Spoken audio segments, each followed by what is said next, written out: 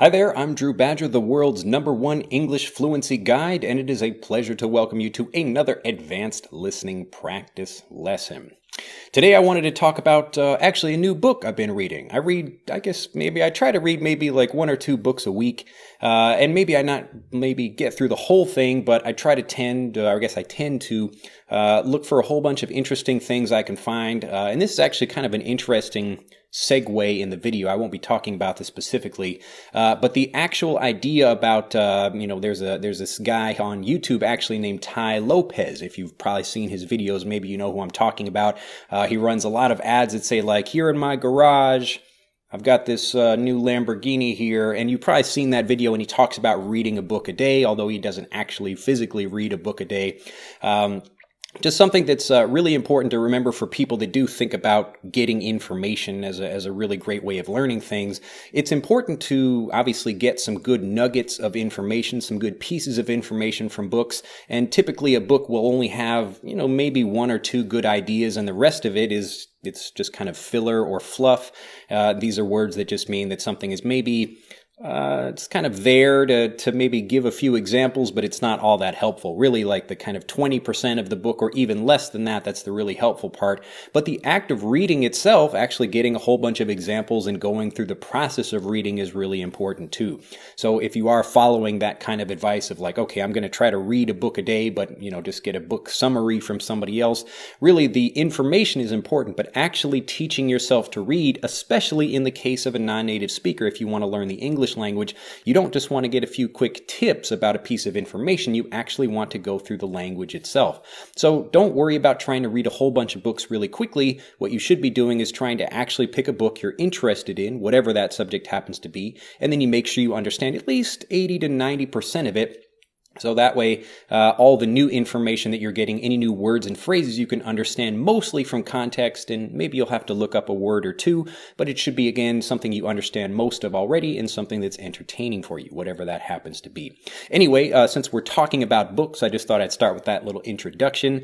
But a book that I've been reading recently is called Switch, and it's a really interesting book talking about how you can get specifically organizations to change. Maybe you're maybe a person like a director working in a particular part of a hospital, or you're a coach at a university and trying to figure out how to change the way your team plays or the attitude of something like that. So it's a really interesting book talking about how people change, or how to get people to change. And so thinking about myself, always trying to figure out how we can improve and do things better, I'm constantly reading books about, new ways of doing things and new ways of thinking. And then when I hear something interesting, I like to pass that along to you. Anyway, so this book, Switch, a couple of interesting points from that. I'll talk about one in particular, but just the general idea is that really we've got two parts in our mind, or two parts to ourself.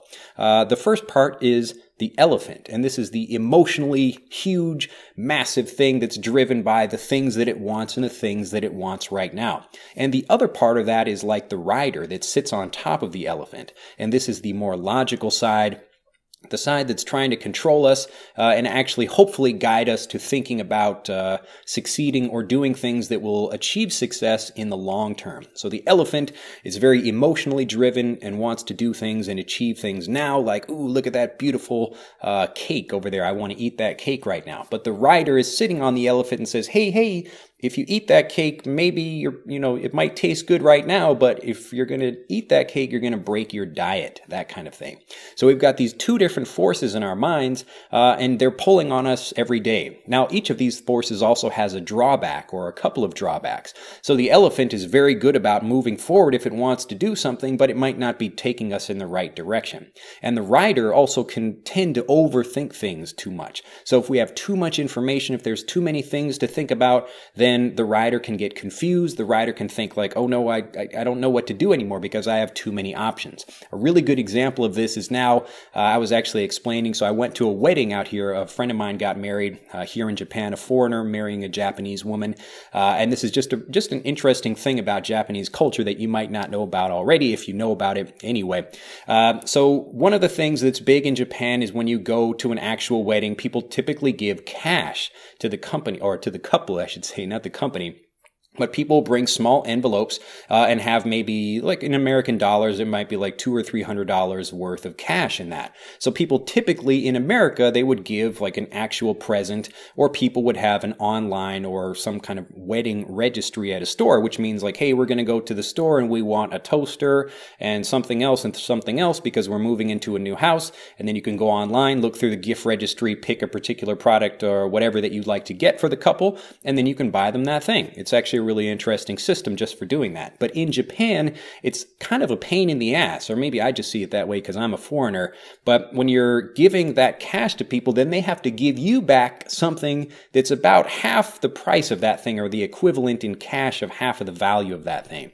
So there's a lot of really calculating the amount of something and then figuring out how to give it. And that's why people give cash, because it's really easy to figure out, okay, I gave this person $100, so I'm expecting like $50 back, something like that. Now, this may sound really odd if you're not familiar with this kind of gift-giving culture, but it really drives Japan. So everybody going around giving gifts to each other, making sure everybody is like kind of well balanced in a way. So people get things from each other, give things to other people. And I've actually had a gift at my house. It like went to one family, came to a different family, and actually came back to my house not that long after that. It was a little bit embarrassing, but it was pretty funny at the same time. It goes to show something. This is a really great English expression as well. It goes to show that it just means that, it's an interesting example of something. So it goes to show that it's just an interesting way of doing life, or that maybe even some people have like a present that they're getting that they don't really want, so they re-gift that present to somebody else. Anyway, I'm going off on like tangent after tangent after tangent. But so I'm talking about like these gift-giving things, and because people, like, let's say I were to give a present, an actual physical present, to someone who's getting married in Japan. Now they would have to look up the price of that thing online and then give me back something else. But now what you're seeing more of is these companies that create an actual catalog of gifts that they give to people as a present for the wedding. So all of the guests that come to the wedding, they get a little catalog, so they maybe get some sweets or something, but they get a catalog that lets them select whatever item they'd like to get that's of an approximate value within a certain range. So like $50 or $100, something like that. So the wedding couple would pay that company, and then all of the people that come to the wedding would be able to get the catalog and then send off like, hey, I'd like to get this thing that's in the catalog. But the problem with the catalog again is that it's like this thick. You've got maybe like 200, 300 pages in there of little things that you could buy, and it's just like, it's overwhelming. You have too many things to choose, and then people sit around and like you're wasting all your time. Like, do I want the steak knives, or do I want the plate, or do I want this other animal character thing? It's crazy. And so people have all these things, and it's basically going against what we would want for especially something that, like, I mean, who cares if you're getting steak knives or whatever for a wedding present? Like, just, give me whatever. I don't even care. You shouldn't be giving me anything anyway. You're the one getting married. That's a whole separate issue. But it's just a perfect example of when you have too many options. This is the rider becoming like really excited about that. And the rider of the elephant is thinking, wow, okay, I've got all these choices. Now I've got to think about this. Like, should I do this or that or this other thing? And they're thinking about too many things, and then they don't go anywhere. And this is what happens to a lot of people in life when they're thinking about, well, maybe I'm interested in a lot of different things. I like this hobby and that interest and this job and that other thing, but I never can make any progress on anything because I don't know what to pick. I can't really actually make a decision about something. And so the book is talking about how we can actually make that switch and actually make it such that you can get the elephant and the rider to work together such that you can have something nice and easy. Now, what's interesting about the book is that, just thinking about it from my own life, or getting it especially, kind of learning it for, like I said, myself, but really to help learners, even though I'm a learner of Japanese myself, but specifically to help my learners make that decision, because a lot of people, they want to learn, they want to become a better English speaker, but at the same time, like, the elephant is like, I don't really feel like studying right now. I don't feel like doing this. I don't want it. And again, it's talking about the feeling of it, how you get excited about doing something. And so thinking about that idea, I actually spent a lot of time, not just making lessons, but really more thinking about how to help people get the elephant and the rider to think about something and actually work together to achieve the same goal. And so I'm actually coming out with a video in not that long that's it's actually a really interesting idea, talking about the fluency profile of a native English speaker versus a non-native speaker and why they have these different fluency profiles. So I'll be talking about that in an upcoming video. So look forward to seeing that in the future. But this is a specific idea where I really want to help people get that alignment there, the elephant and the rider moving in the same way. And one of the most important points the book talks about, and this is the thing I wanted to focus on just quickly though in this video, is about the mindset that you have for being able to change. Now, typically people are of two different mindsets. The first one, and a mindset is just the way you think, it's how you see the world, but the first mindset is, I believe that I am fixed in my personality or my habits or the abilities that I have. And the other kind of personality type or the mindset that people have is, I can learn how to do something different. I can actually improve. So if you have a fixed mindset versus a mindset that allows you to change or believes you can change, the people that believe they can change are typically or more likely the ones that actually succeed. So I try to get people to think about things in a different way, even though most people are interested in, hey, let me come watch the English YouTube video about, like, teach me these particular phrases. And it's great to learn a bunch of phrases, but if you're watching this video right now, you're one of the few smart learners that's actually interested in learning the deeper information that will help you expand and improve your English fluency much better. Because after you understand these deeper things, all the learning of the phrases and all that becomes really easy.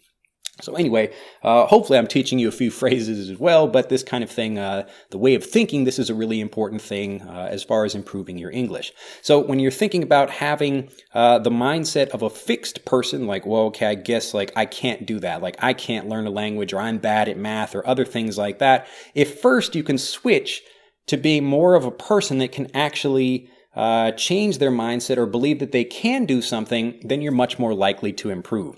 So I mentioned earlier about this new video that I'm creating that's talking about the different English fluency profiles. And one of the most important things you can do for learning English is it's kind of a tricky thing to explain, but I'll try to do it quickly and make it as clear as possible.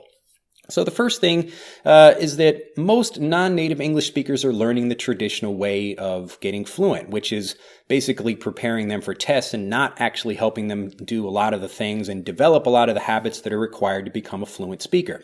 So you've got the native English speaker over here that has really strong habits in every area, like being able to speak confidently or understand native English speakers, being able to use grammar automatically, etc. And then you've got somebody that learned the traditional way where maybe they know a couple of words and phrases, they can understand a little bit, and they can read and write well, but they're still missing a lot of the habits that actually help them become fluent speakers.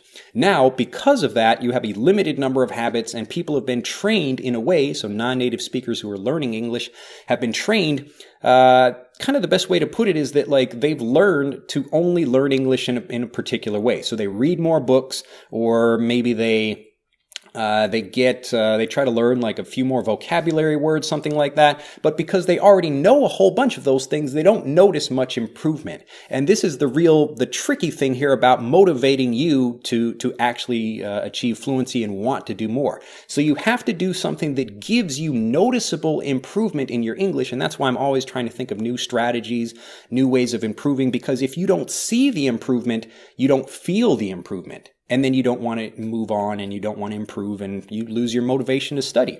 So if you let's say you already know 10,000 words. If you learn 2 or 3 more, then that overall improvement doesn't mean anything to you because you don't feel any different. But let's say your confidence is incredibly weak. If you can double that confidence with learning just maybe like 2 or 3 tips, then that's going to help you see dramatic improvement in your fluency, and that like kind of cascades like a waterfall. It cascades into all the other pieces of your fluency, all the other habits that you need to develop, and that's what really gets you motivated to learn. So if you can keep things simple, this is what you're doing to control the rider, and then you keep things motivating, this is what you do to control the elephant, then that's how you keep moving and get fluent faster.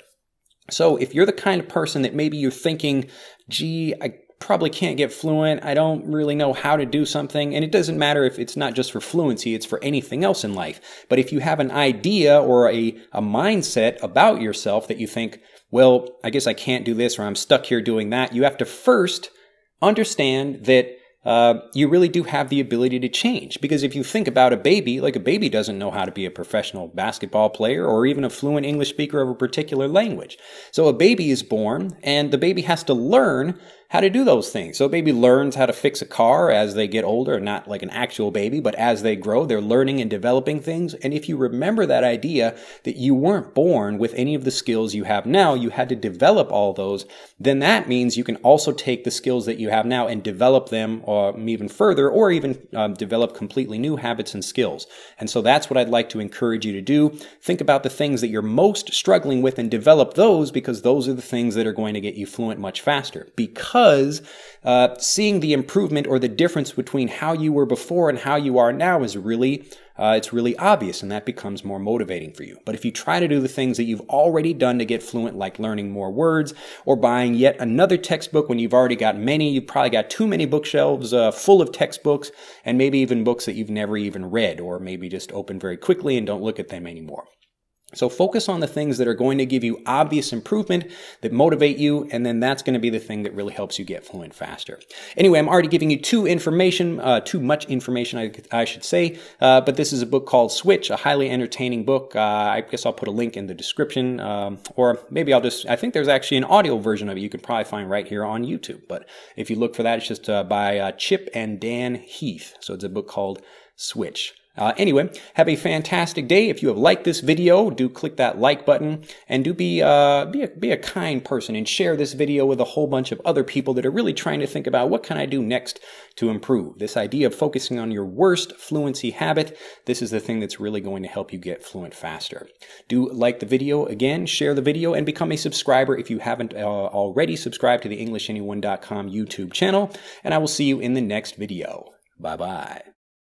To continue learning, click on the link in this video to download Speak English Naturally, our free guide to speaking and sounding like a native English speaker.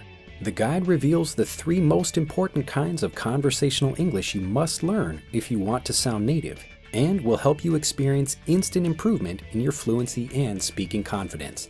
To download your free guide on a mobile device, click on the link in the upper right of this video. To download your free guide from a computer, click on the link in the lower right of this video. I look forward to seeing you in the guide.